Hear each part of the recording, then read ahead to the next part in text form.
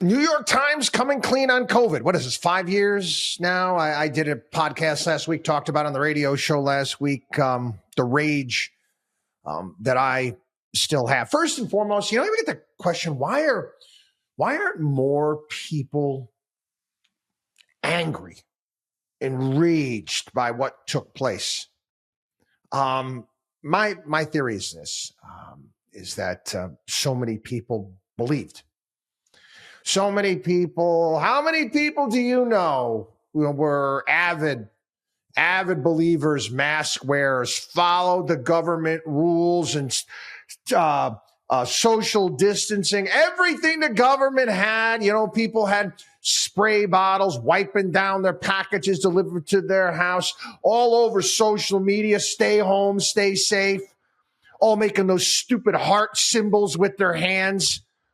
Again, I'll try to tone it down, but yeah. So many people were involved that they don't want to admit that they were wrong. They want to forget it too. They must feel pretty foolish. When, when you're wrong and you screw up, you should be the loudest voice in saying, I screwed up. I messed up. You should be angrier. Anyway, New York Times had a piece. We were badly misled about the event that changed our lives. I'm going to go through this with you. 2020, people started speculating that a laboratory accident might have been the spark that started the COVID-19 pandemic. They were treated like kooks and cranks. Yeah, I was a kook and a crank at the time and paid the price. Many public health officials and prominent scientists dismissed the idea as a conspiracy theory. Oh, the virus came from animals at a seafood market in Wuhan, China, when a nonprofit called EcoHealth lost a grant because it was planning to conduct risky research into bat viruses with the Wuhan Institute of Virology, research that, if conducted with lax safety standards, could have resulted in a dangerous pathogen leaking out into the world. No fewer than 77 Nobel laureates and 31 scientific societies lined up to defend the organization.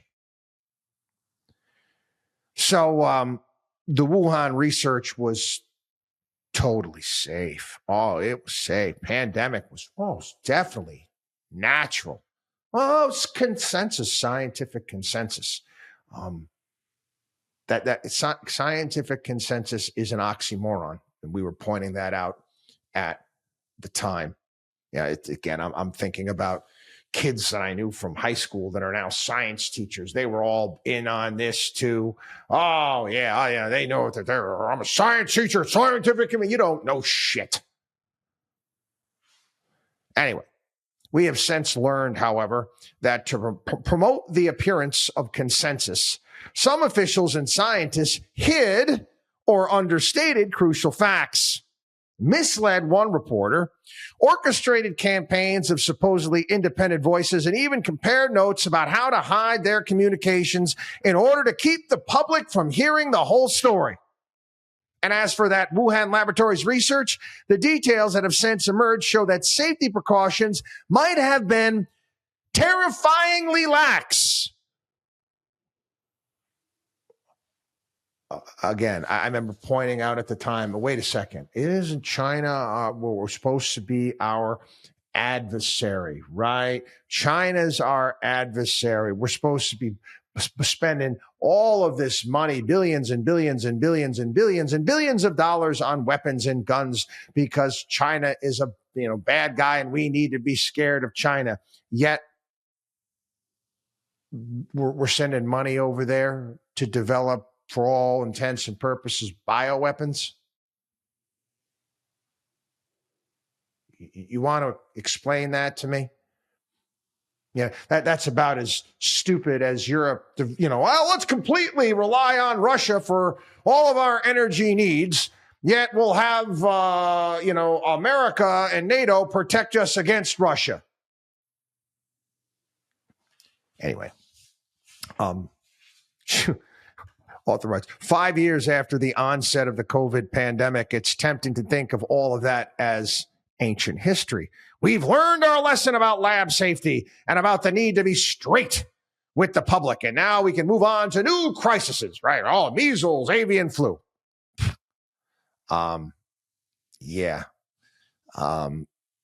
There was a recent paper in Cell, which is a scientific journal. Researchers, many of whom work or have worked at Wuhan Institute of Virology, described taking samples of viruses found in bats and experimenting to see if they could infect human cells and pose a pandemic risk. Why? Why would you do that? Why? Sounds like the kind of research that should be conducted, if at all, with the very highest safety protocols. If you look at the journal and you scroll down, you learn that the scientists did all this under what they call BSL-2+ conditions. A designation that isn't standardized and that Barrick and Lipkin, these are people that discuss this, say is insufficient for work with potentially dangerous respiratory viruses. If just one lab worker unwittingly inhaled the virus and got infected, there's no telling what the impact could be on Wuhan, a city of millions, or the world. Yeah, we're still doing the same bullshit. You'd think by now that we'd have learned that it's not a good idea to test possible gas leaks by lighting a match, and you'd hope that prestigious scientific journals would have learned not to reward such risky research. Why haven't we learned our lesson? Maybe because it's hard to admit that this research is risky now and take the requisite steps to keep us safe without also admitting that it was always risky. And that perhaps we were misled on purpose. Do you understand how effed up these people are? Do you understand how screwed up these people, really are? What was it saying? It was too smart by half or something like that. It was some movie. I don't know. It was with Alec Baldwin. Alec Baldwin played it was perfect. Another perfect role for him. Plays an a-hole. Some cardiac surgeon. He had like a God complex. These people, who do they think they are? Anyway, take the case of EcoHealth, that nonprofit organization that many of the scientists leap to defend. When Wuhan experienced an outbreak of a novel coronavirus related to ones found in bats, and researchers soon noticed the pathogen had the same rare genetic feature that the EcoHealth Alliance and the Wuhan researchers had proposed inserting into bat coronaviruses. You would think EcoHealth would sound the alarm far and wide. No. Were it not for public records requests, leaks, and subpoenas, the world might have never learned about the troubling similarities between what could have easily been going on inside the lab and what was spreading through the city. First was a March 2020 paper in the journal Nature Medicine, which was written by 5 prominent scientists and declared that no laboratory-based scenario for the pandemic virus was plausible. But after the fact, we learned that while the scientists said the scenario was implausible, privately, many of its authors considered the scenario not just to be plausible, but likely. One of the authors of that paper, the evolutionary biologist Christian Anderson, wrote in the Slack messages, the lab escape version of this is so freaking likely to have happened because they were already doing this type of work and the molecular data is fully consistent with that scenario. spooked, the authors reached out for advice to Jeremy Farrar, now the chief scientist at the World Health Organization. In his book, Farrar reveals he acquired a burner phone and arranged meetings for them with high-ranking officials, including Francis Collins, then the director of the National Institutes of Health, and the good Dr. Fauci. Documents obtained through public records request by the nonprofit U.S. Right to Know show that the scientists ultimately decided to move ahead with a paper on the topic. Farrar reviewed their draft behind the scenes and suggested to the authors that they rule out the lab leak even more directly. They complied. Anderson later testified to Congress that he had simply become convinced that a lab leak, while theoretically possible, was not plausible. Later chat logs obtained by Congress show the paper's lead authors discussing how to mislead Donald G. McNeil, who was reporting on the pandemic's origin for the New York Times, so as to throw him off track about the plausibility of a lab leak. Another one, the 2020, The Lancet. The letter, which described the idea as a conspiracy theory about the lab leak, appeared to be the group of independent scientists. It was anything but. Thanks to public document requests, the public later learned that behind the scenes, Peter Daszak, EcoHealth's president, had drafted and circulated the letter while strategizing on how to hide his tracks and telling the signatories that it will not be identifiable as coming from any one organization or person. The Lancet later published an addendum disclosing Daszak's conflict of interest as a collaborator of the Wuhan lab, but the journal did not retract the letter. They had assistance. Thanks to more public records requests and congressional subpoenas, the public learned that David Morans, a senior advisor to Fauci at the NIH, wrote to Daszak that he learned how to make emails disappear, especially emails about pandemic origins. We're all smart enough to know to never have smoking guns. And if we did, we wouldn't have put them in emails. And if we found them, we'd delete them, he wrote. Now, this is classic New York Times right now. We got to find a way to excuse all of these evil doers. It's hard. Well, listen to this. It's hard to imagine how the attempt to squelch legitimate debate might have started. Some of the loudest proponents of the lab leak theory weren't just earnestly making inquiries, they were acting in terrible faith. Screw you. Acting in terrible faith by asking questions? Using the debate over pandemic origins to attack legitimate, beneficial science, to inflame public opinion, to get attention. Baloney. I just wanted my kids to go back to school.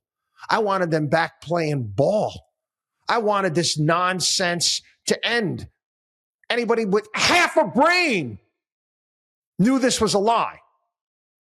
Half a brain. For scientists and public health officials, circling the wagons and vilifying anyone who dared to dissent might have seemed like a reasonable defense strategy. Yes, all of us kooks out there. And they're saying, oh, this might be tempting for those officials to avoid looking too closely at the mistakes they made because of all of us kooks and cranks. While trying to do such a hard job, they might have withheld relevant information and even misled the public. Such self-scrutiny is especially uncomfortable now. Again, and they're going into RFK Jr. and measles and all this other crap. Past couple of weeks, we found out that German intelligence, their secret service, their spies, knew with 95% probability that this leaked from Wuhan. The former head of the UK's Foreign Intelligence Agency, MI6, told Boris Johnson in early 2020 that the virus escaped from the Wuhan lab. That means we knew, the UK knew, and Germany knew.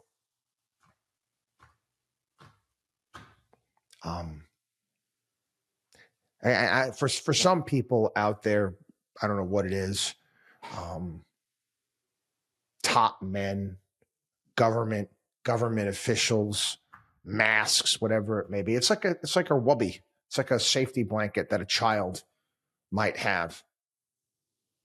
If they don't have faith, that's the religion. If they don't have that, they don't have faith in the bullshit that's being put out by the government. They've got nothing.